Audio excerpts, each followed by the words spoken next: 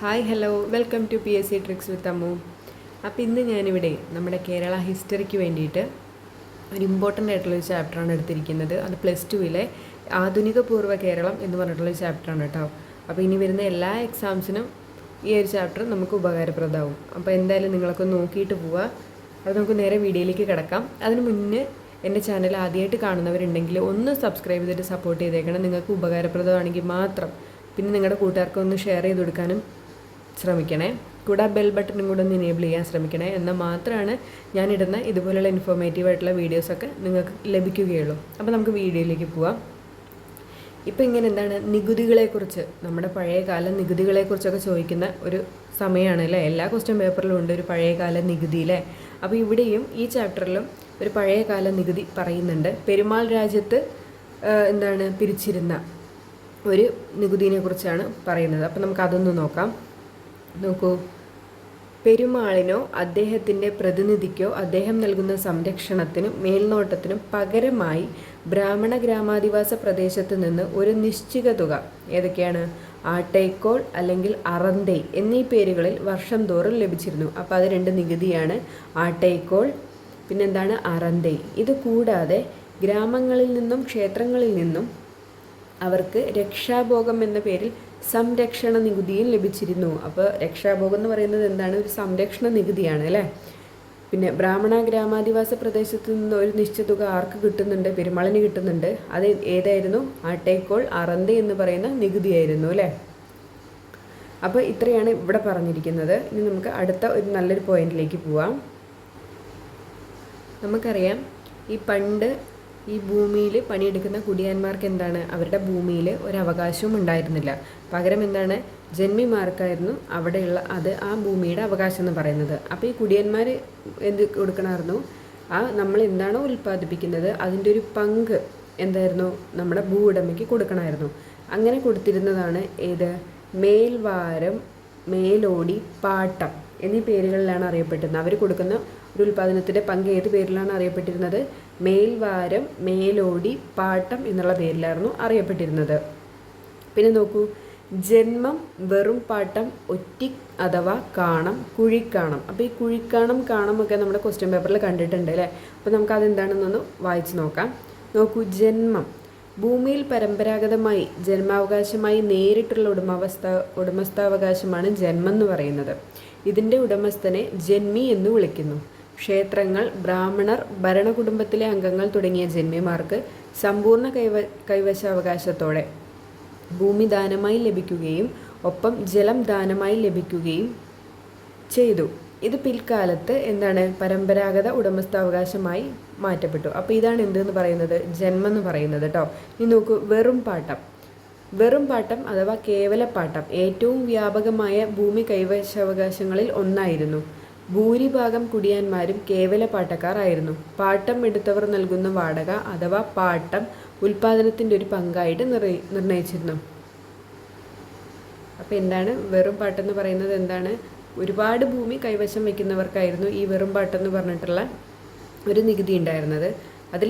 ഭൂരിഭാഗം കുടിയാന്മാരും കേവല പാട്ടക്കാരായിരുന്നു. അപ്പോൾ ആരാണോ ഭൂമി പാട്ടത്തിനെടുത്തത് അവർ ഭൂവുടമയ്ക്ക് കൊടുക്കേണ്ട വാടക എന്തായിരുന്നു, ആ പാട്ടം എന്ന് പറയുന്നത് ഉൽപ്പാദനത്തിൻ്റെ ഒരു പങ്കായിട്ട് കൊടുക്കലായിരുന്നു.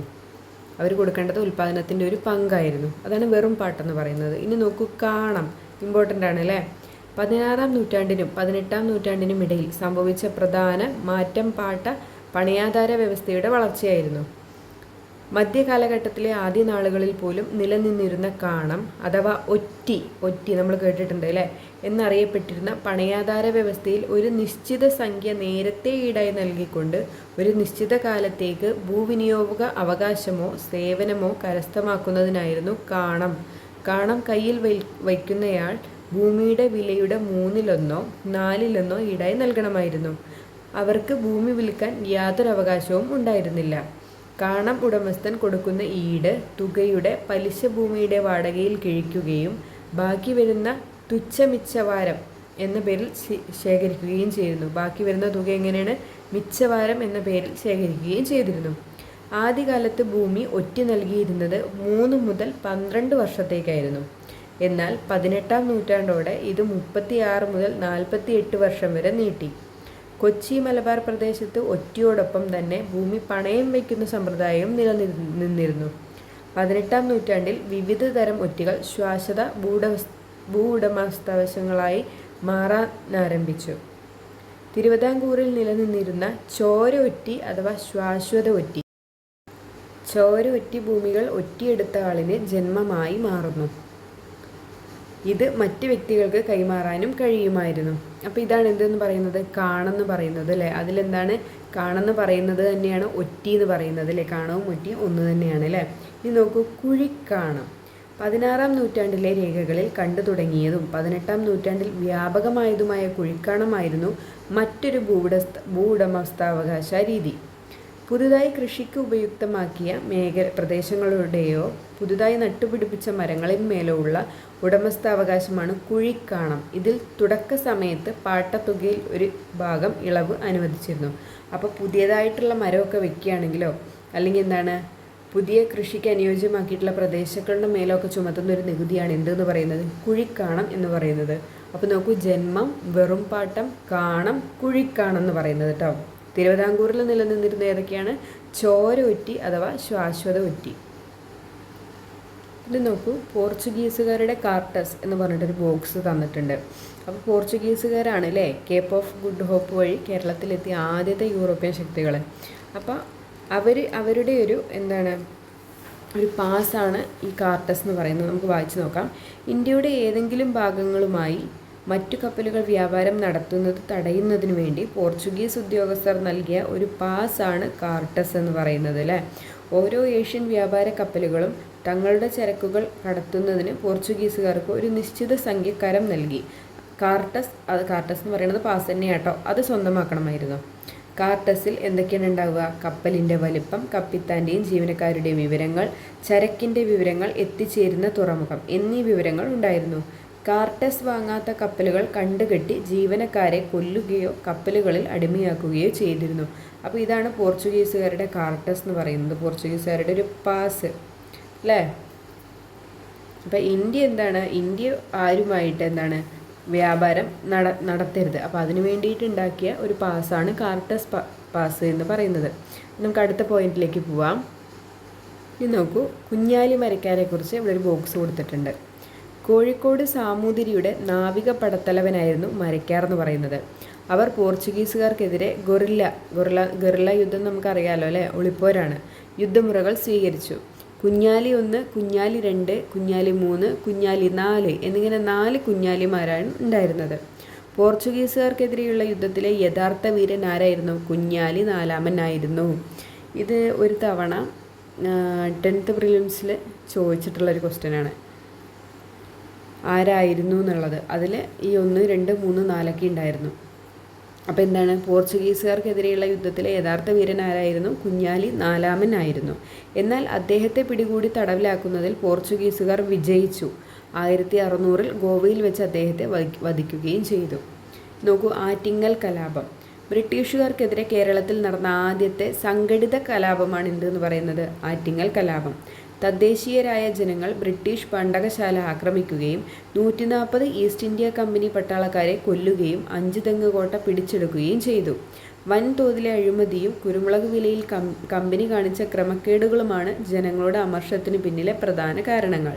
കൂടാതെ മാമൂൽ പ്രകാരം ആറ്റിങ്ങൽ റാണിക്ക് നൽകി വന്നിരുന്ന പാരിതോഷികം പ്രാദേശിക ഫ്യൂഡൽ പ്രഭുക്കളായ പിള്ളമാരിലൂടെ എത്തിക്കാൻ വിസമ്മതിച്ച ഇംഗ്ലീഷുകാർ 1721 ഏപ്രിൽ 15-ന് 140 സൈനികരുടെ അകമ്പടിയോടെ അത് നേരിട്ട് റാണിക്ക് എത്തിക്കാൻ ശ്രമിച്ചു. അപ്പോൾ പ്രദേശവാസികൾ ഇതിനെതിരെ തിരിയുകയും സൈന്യത്തെ മുഴുവൻ നശിപ്പിച്ചിട്ട് എന്താക്കി, കോട്ട പിടിച്ചെടുക്കുകയും ചെയ്തു. ഇതാണ് എന്തെന്ന് പറയുന്നത്, ആറ്റിങ്ങൽ കലാപം എന്ന് പറയുന്നത്. അപ്പോൾ അതിൻ്റെ ഡേറ്റ് ഒന്ന് ഓർത്തിരിക്കുക, 1721 ഏപ്രിൽ 15 കേട്ടോ. 1721 ഏപ്രിൽ 15-നാണ് ആറ്റിങ്ങൽ കലാപം നടന്നിട്ടുള്ളത്. ഇനി നോക്കൂ, കുളച്ചൽ യുദ്ധം വളരെ ഇമ്പോർട്ടൻ്റ് ആണ് അല്ലേ. മാർത്താണ്ഡവർമ്മ ഡച്ചുകാർക്കെതിരെ ആക്രമണങ്ങളുടെ ഒരു നിര തന്നെ അഴിച്ചുവിട്ടു. സിലോണിൽ നിന്ന് പീരങ്കിപ്പടയുമായി ഒരു ഡച്ച് സൈന്യം കുളച്ചലിൽ എത്തിച്ചേരുകയും കോട്ടാർ വരെയുള്ള തിരുവിതാംകൂർ പ്രദേശങ്ങൾ പിടിച്ചെടുക്കുകയും മാർത്താണ്ഡവർമ്മയുടെ തലസ്ഥാനമായ കൽക്കുളത്തേക്ക് നീങ്ങുകയും ചെയ്തു. ഇത് മാർത്താണ്ഡവർമ്മയും ഡച്ചുകാരും തമ്മിൽ 1741 ഓഗസ്റ്റ് 10 കുളച്ചലിൽ വെച്ച് ഏറ്റുമുട്ടുന്നതിനും ഡച്ചുകാരുടെ പരാജയത്തിനും കാരണമായി. ക്യാപ്റ്റൻ ഡിലനോയി ഉൾപ്പെടെ അനവധി ഡച്ചുകാർ തടവുകാരായി പിടിക്കപ്പെട്ടു. ഡിലനോയി പിന്നീട് മാർത്താണ്ഡവർമ്മയുടെ സൈന്യത്തിൻ്റെ വലിയ കപ്പിത്താനായി മാറുകയും ചെയ്തു.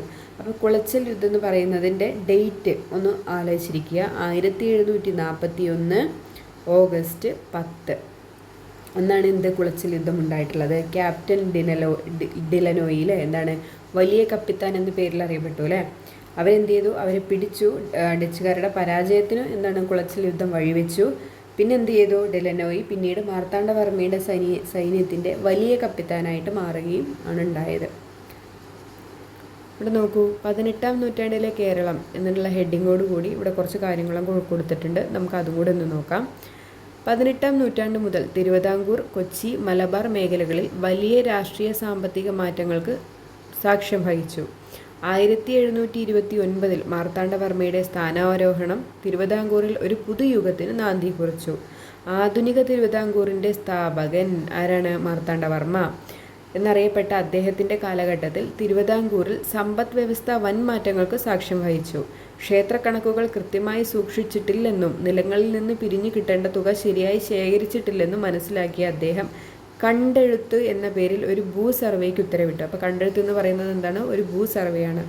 ഈ ഭൂ സർവേ ബ്രഹ്മസ്വം, ദേവസ്വം ഭൂമികൾക്കും ബാധകമാക്കി. ക്ഷേത്രക്കണക്കുകൾ പരിശോധിക്കുന്നതിനുള്ള ഒരു പദ്ധതിയും അദ്ദേഹം തയ്യാറാക്കി.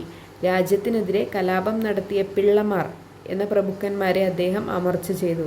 8 വീട്ടിൽ പിള്ളമാരില്ലേ, അവരെ എന്താണ് അദ്ദേഹം കണ്ടുകെട്ട് അമർച്ച ചെയ്തു അല്ലേ. മാർത്താണ്ഡവർമ്മ അവരുടെ സ്വത്തുക്കൾ കണ്ടുകെട്ടി. ഈ നടപടികൾ രാജകുടുംബത്തിന് സ്ഥിര വരുമാനം ഉറപ്പാക്കുകയും ക്ഷേത്രങ്ങൾക്കും പ്രഭുക്കന്മാർക്കുമുള്ള ഓഹരികൾ ക്രമപ്പെടുത്തുകയും ചെയ്തു. ധാരാളം ഭൂപ്രദേശങ്ങൾ രാജ്യത്തിൻ്റെ ഭൂമി എന്നർത്ഥം വരുന്ന പണ്ടാരവക എന്ന് അടയാളപ്പെടുത്തപ്പെട്ടു. എന്താണ്? ധാരാളം ഭൂപ്രദേശങ്ങൾ എന്താണ്? രാജ്യത്തിൻ്റെ ഭൂമി എന്നർത്ഥം വരുന്ന പണ്ടാരവക എന്ന് അടയാളപ്പെടുത്തപ്പെട്ടു. ദേവസ്വം, ബ്രഹ്മസ്വം, പണ്ടാരവക എന്നിങ്ങനെ ഭൂമിയെ തരംതിരിച്ചു. ആരുടെ കാലത്ത്? മാർത്താണ്ഡവർമ്മയുടെ കാലത്ത്. കുരുമുളക്, ഉപ്പ്, പുകയില എന്നിവയുടെ വ്യാപാരത്തിന്മേൽ ഉണ്ടായിരുന്ന കുത്തക തിരുവിതാംകൂറിലെ സമ്പദ് വ്യവസ്ഥയെ സുസ്ഥിരമാക്കുകയാണ് ഉണ്ടായിട്ടുള്ളത്. ഇത് നോക്കൂ, അനവധി പ്രഭുക്കന്മാരുടെ കീഴിൽ കഷ്ണങ്ങളായി വിഭജിക്കപ്പെട്ട് കിടന്ന കൊച്ചിയിലും മാറ്റങ്ങൾ സംഭവിച്ചു തുടങ്ങി. മാർത്താണ്ഡവർമ്മ സ്വീകരിച്ച അതേ നയങ്ങൾ ആര് സ്വീകരിച്ചു? ശക്തൻ തമ്പുരാനും സ്വീകരിച്ചു. സമ്പന്നരായ പ്രഭുക്കന്മാരുടെ ഭൂമികൾ പിടിച്ചെടുക്കുകയും പിന്നെന്താണ് 18-ാം നൂറ്റാണ്ടോടെ ഭൂസർവേ ആരംഭിക്കുകയും ചെയ്തു. വായ്മൊഴി അന്വേഷണങ്ങളുടെയും ഭൂവുടമകളുമായിട്ടുള്ള വ്യക്തിപരമായ അഭിമുഖങ്ങളുടെയും അടിസ്ഥാനത്തിൽ നികുതി നിശ്ചയിക്കപ്പെട്ടു. കേട്ട വിവരങ്ങളുടെ അടിസ്ഥാനത്തിൽ തയ്യാറാക്കി ഈ വ്യവസ്ഥ എന്ത് പേരിലാണ് അറിയപ്പെട്ടത്? കേട്ടെഴുത്ത് എന്ന പേരിലാണ് അറിയപ്പെട്ടത്. ഇനി എന്താണോ കണ്ടത് അതിൻ്റെ രേഖ എന്നർത്ഥമുള്ളത് എന്താണ്? കേട്ടെഴുത്ത് എന്നും അറിയപ്പെട്ടു. കണ്ടെഴുത്തും കേട്ടെഴുത്തും. കോവിലത്തും വാതുകൽ എന്നറിയപ്പെടുന്ന വലിയ റവന്യൂ ഘടകങ്ങളായി രാജ്യത്തെ വിഭജിച്ചു. കോവിലകത്തും വാതുക്കൽ എന്നറിയപ്പെടുന്ന വലിയ റവന്യൂ ഘടകങ്ങളായി ഈ രാജ്യത്തെ വിഭജിച്ചു. ഭരണത്തിൻ്റെ അടിസ്ഥാന ഘടകം പ്രവർത്തിക്കാരുടെ കീഴിലുണ്ടായിരുന്ന ഗ്രാമങ്ങളായിരുന്നു. കേന്ദ്രീകൃത നയമാണ് ശക്തൻ തമ്പുരാനും പിന്തുടർന്നിരുന്നത്. അങ്ങനെ എന്താണ്? ഈ 2 ഭരണാധികാരികളുടെ പ്രവൃത്തികൾ തിരുവിതാംകൂറിനെയും കൊച്ചിയെയും സാമ്രാജ്യത്വ കാലഘട്ടത്തിലെ പ്രബലമായ നാട്ടുരാജ്യങ്ങളാക്കി മാറ്റി. 18-ാം നൂറ്റാണ്ടിലെ മലബാറിൻ്റെ ചരിത്രം തിരുവിതാംകൂറിൻ്റെയും കൊച്ചിയുടെയും ചരിത്രത്തിൽ നിന്ന് തികച്ചും വ്യത്യസ്തമായിരുന്നു. ഇനി നോക്കൂ, മാർത്താണ്ഡവർമ്മയുടെ കാലത്ത് കൈക്കൊണ്ട ഭരണപരിഷ്കാരങ്ങൾ അതും കൂടെ ഒന്ന് നോക്കാം. തൃപ്പടിദാനം അല്ലേ. നമുക്കറിയാം മാർത്താണ്ഡവർമ്മ എന്താണ്? പത്മനാഭസ്വാമിക്ക് തൻ്റെ രാജ്യം സമർപ്പിച്ചതാണ് എന്തെന്ന് പറയുന്നത്? തൃപ്പടിദാനം എന്ന് പറയുന്നത് അല്ലേ. 1750 ജനുവരി 3 തിരുവിതാംകൂർ രാജ്യം കുലദൈവമായ ശ്രീ പത്മനാഭസ്വാമിക്ക് സമർപ്പിച്ചു. ഇതെന്താണ്? മാർത്താണ്ഡവർമ്മയുടെ പ്രധാന പ്രവൃത്തികളിൽ ഒന്നായി മാറി. ഈ പ്രവൃത്തിയിലൂടെ ആ ദേവൻ ഭൂമിയുടെ ഉടമസ്ഥനാവുകയും രാജാവ് ഭൂമിയുടെ നിയന്ത്രകൻ ആവുകയും ചെയ്തു. രാജാവിനെതിരെ ഉയരുന്ന ഏത് തരത്തിലുള്ള കലാപങ്ങളും വിമർശനങ്ങളും ദൈവദോഷമായി പരിഗണിക്കപ്പെട്ടു. ഇതാണ് എന്തെന്ന് പറയുന്നത്? തൃപ്പടിദാനം എന്നാണ്. 1750 ജനുവരി 3 ഒന്നാം തൃപ്പടിദാനം കേട്ടോ. രാജ്യത്തെ വിവിധ റവന്യൂ ഘടകങ്ങളായി വിഭജിച്ചു. പ്രവർത്തിക്കാരുടെ നേതൃത്വത്തിലുണ്ടായിരുന്ന ഗ്രാമമായിരുന്നു ഏറ്റവും താഴെയുള്ള ഭരണഘടകം. ഒരു കൂട്ടം ഗ്രാമങ്ങൾ ചേർന്നുണ്ടാകുന്ന മണ്ഡപത്തും വാതുക്കൽ ഒരു കാര്യസ്ഥൻ്റെ കീഴിലായിരുന്നു.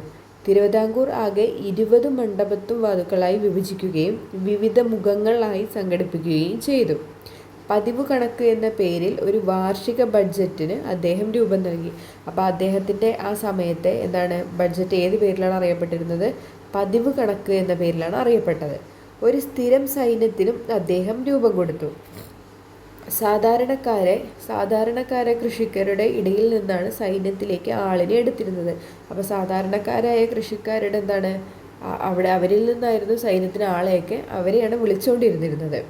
അപ്പോൾ തിരഞ്ഞെടുക്കപ്പെടുന്നവർക്ക് അവരുടെ സേവനകാലം അത്രയും ഇരയിളി എന്ന പേരിൽ നികുതി ഇളവ്, അടുത്ത ക്വസ്റ്റ്യൻ പേപ്പറിൽ കണ്ടു അല്ലേ, ഇരയിളി എന്ന പേരിൽ ഒരു നികുതി ഇളവും നൽകിയിരുന്നു. വിരമിക്കുമ്പോൾ ഇരയിളി അടുത്തൂണെന്ന പെൻഷനും നൽകിയിരുന്നു. ആരുടെ മാർത്താണ്ഡവർമ്മയുടെ കാലത്താണെന്ന് ഓർക്കണം കേട്ടോ. തിരുവിതാംകൂർ സൈന്യത്തെ പരിശീലിപ്പിക്കുന്നതിന് വേണ്ടി അദ്ദേഹത്തിന് ഡച്ച് പട്ടാളക്കാരനായ ഡിലനോയുടെ സഹായവും ലഭിച്ചിരുന്നു.